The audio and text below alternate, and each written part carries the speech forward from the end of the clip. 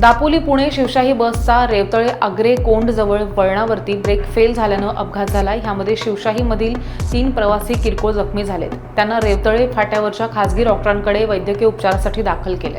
दापोलीमधनं दुपारी 2 वाजता सुटणारी दापोली पुणे ही बस महाड तालुक्यातल्या रेवतळे आंग्रे कोंडमध्ये त्या वळणावरती आली तेव्हा चालक सावळे यानं ब्रेक मारण्याचा प्रयत्न केला तेव्हा ब्रेक लागत नसल्यानं त्यानं प्रसंगावधान राखून रस्त्याजवळच्या गटारामध्ये गाडी उतरवण्याचा प्रयत्न केला। त्यामुळे बसमधल्या 22 प्रवाशांचे प्राण वाचलेत। पण रस्त्याच्या बाजूला असणाऱ्या अशोक भास्कर यांच्या संरक्षण भिंतीला जाऊन बस धडकली त्यामुळे पुढचा अनर्थ टळला। या बसमधनं पुण्यासाठी प्रवास करणारे 3 प्रवासी जखमी झालेत। त्यांची नावं पुढील प्रमाणे महेंद्र चौरसिया, सूरज जाधव, विकास राठोड।